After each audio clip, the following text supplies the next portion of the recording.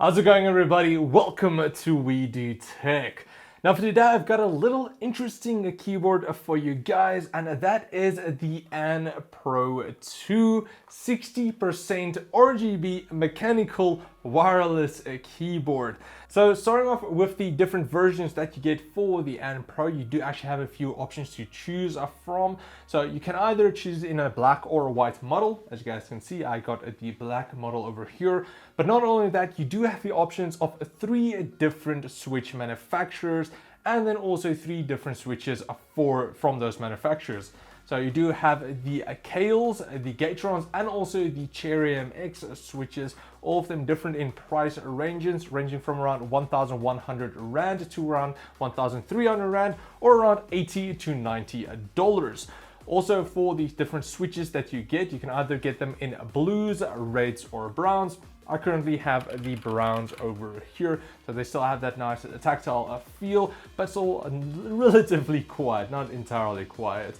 One standout feature about the AN Pro 2, for the price point, you do get a really sturdy body. Now, the body is made out of ABS plastic, so that's not the highest quality that you get, but it is still really sturdy. There's no rattling going on or anything like that. And for the keycaps, they are PBT double shot injected keycaps, so you know you're getting durability out of that, and they also do feel nice on your fingertips. Now, if you are in the mood for something a bit funky, you can also use the included different keycap colors. Now, these are the only ones that's included, but if you want to spice it up a bit more, you can. But of course, you can just go buy other Cherry MX compatible keycaps and they'll work without any problems. Now, I understand that some people might be thrown off because of the size of the keyboard. Some people actually really do like that. You unfortunately don't get a numpad or anything like that, but because it's so small, it doesn't take up a lot of space on your desk. And if you wanted to take it with you, that's honestly not going to be a problem. Just throw it in your bag. And again, because of the build quality, that's honestly not going to be an issue if it bumps around or anything like that. It's honestly just the construction of this keyboard is amazing. But because of the smaller size, of course, you are going to need to use a lot of the FN keys to function some of your needed commands.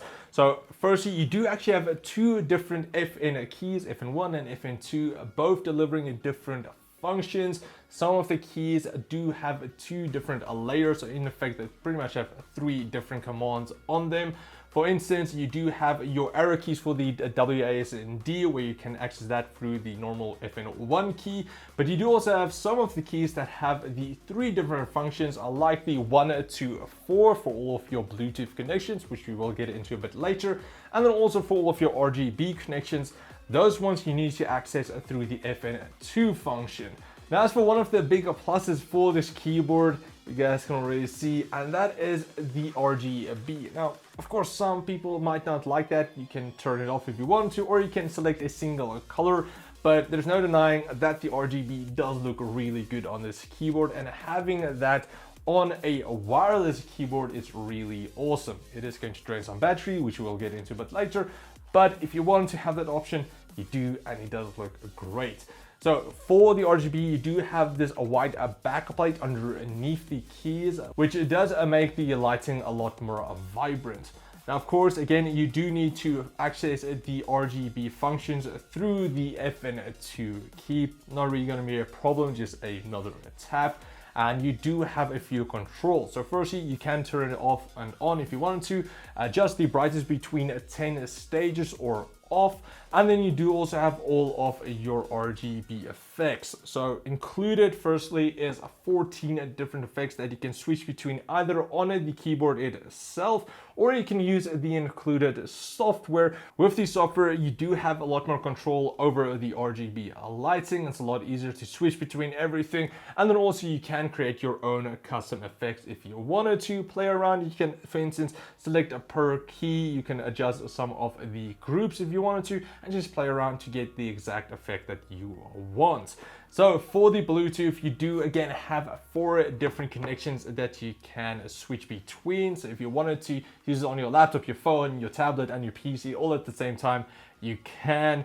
And to do that, all you need to do is use the FN2 key with number 1 to number 4, depending on the connection that you want to use, and hold that down for around 5 seconds. You'll see that the number will start flashing more rapidly, and then just connect it like you would do with any other Bluetooth device on the device that you are using, either Windows PC or Mac laptop or whatever, or your mobile devices. Is that simple. But if you are struggling somewhat, you do have the manual that isn't the best translated, but luckily you do have a lot of pictures that you can, there we go, look at to help you set everything up, and it's honestly not too bad. But of course, if you were looking to use the Bluetooth mode to game on, that isn't really going to be an option if you want to play anything fast-paced or competitive, because Bluetooth does have around 7 milliseconds of latency,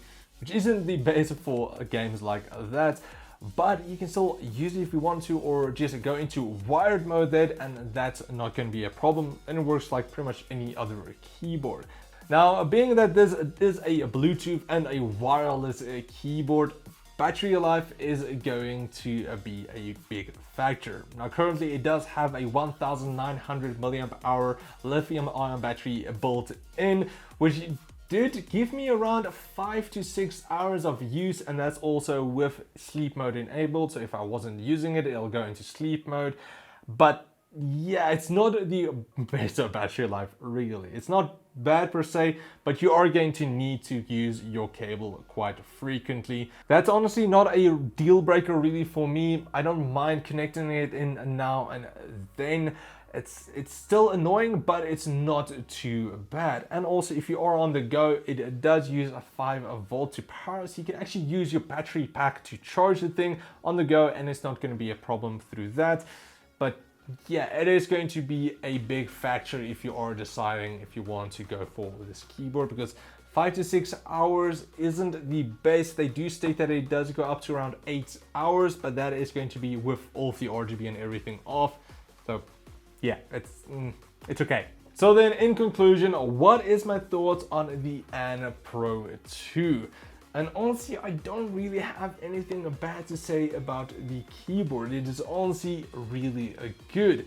Again, retailing for around $80 to $90, depending on the switch type and color you go for. That is not bad compared to a lot of the keyboards on the market these days. Now, it's not entirely perfect. I also know some people don't really like the smaller form factor, and this is going to be for them. This is for people who do like 60% or smaller keyboards.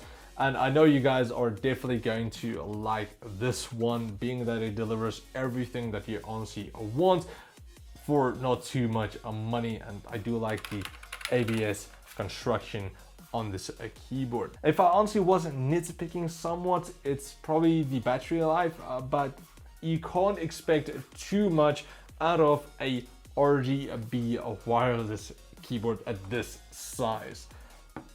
So that is pretty much it for my review. If you guys want to get this keyboard for yourself, I will leave links in the video description where you can get it on banggood.com. All of the different options are there, the color, the switch types, so check them out. And if you guys like this review, please like, share, subscribe, and comment like always. And then I will check all of you guys next time. Cheers, guys.